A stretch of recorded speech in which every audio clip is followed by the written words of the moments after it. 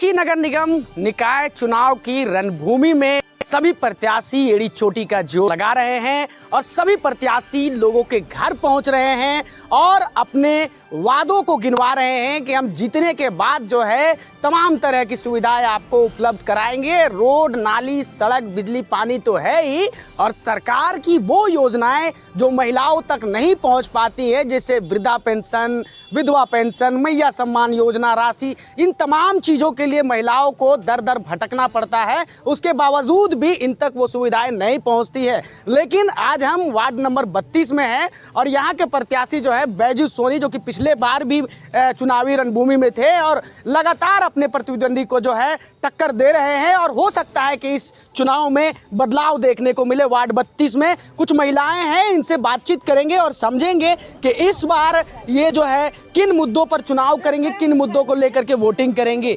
दीदी, इस बार आप लोग जो वोट करिएगा वो किन मुद्दों पे करिएगा?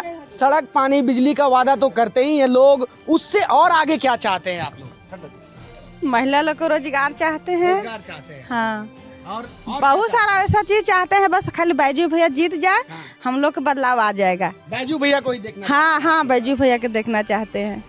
तो देखिए, इनका कहना है कि ऐसी सुविधा है, मतलब रोजगार बहुत महत्वपूर्ण चीज़ है। ऐसी महिलाएं जो घर में काम करती है, हाउसवाइफ होती है, तो उनके लिए रोजगार की व्यवस्था होनी चाहिए। हमारे साथ बातचीत करने के लिए बैजू सोनी जी हैं, जो कि वार्ड 32 से प्रत्याशी हैं और लगातार लोगों के घर पहुंच रहे हैं, बातचीत कर रहे हैं और लोगों को अपने तरफ करने की कोशिश कर रहे हैं। पिछले बार भी आप मैदान में थे और लगातार मैदान में हैं, क्योंकि देखिए लोग जब हार जाते हैं तो घर में कमर पकड़ के बैठ जाते हैं, लेकिन बैजू सोनी जो है लगातार प्रयासरत है। क्या लग रहा है, इस बार आप लोगों का दिल जीत पाएंगे, विश्वास जीत पाएंगे आप?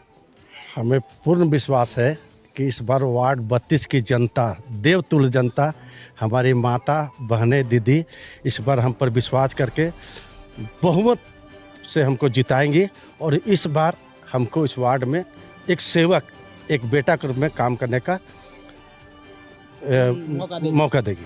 तो इस बार आपका मुद्दा क्या है? देखिए, मुद्दे तो कई एक है, लेकिन विशेष तौर पे रोड, नाली को छोड़ करके अगर हम बात करें तो किन किन मुद्दों को आपने टारगेट किया है कि अगर मैं जीत के आता हूं तो इन सभी चीज़ों पर पहले काम करूंगा?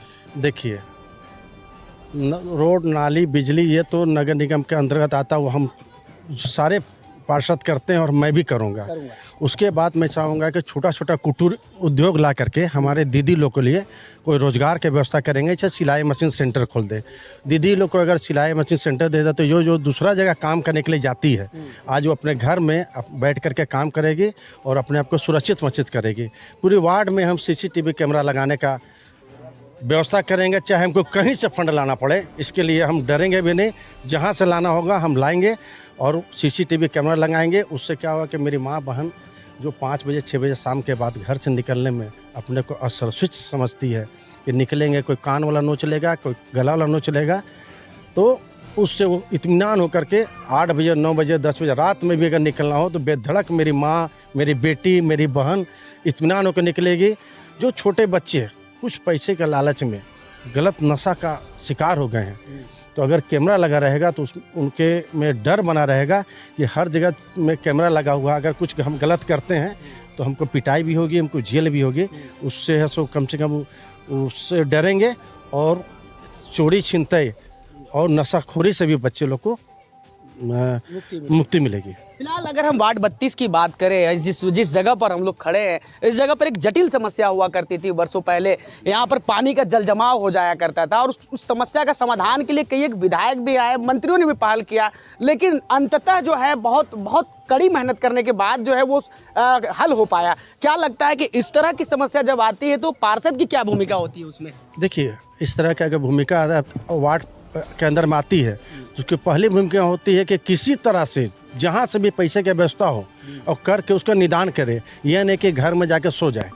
आप देखिए, पिछले बार भी जो हमारी पार्षद रही, हमारी माँ समान मेरी भाभी है, लेकिन क्या है कि हम किसी को चुन के लाते हैं और उसके बाद 5 साल तक उनसे मिल नहीं पाते हैं, तो हमने उनको चुना है, ना कि उनके ससुर को चुना है और ना उनके पति को चुना है।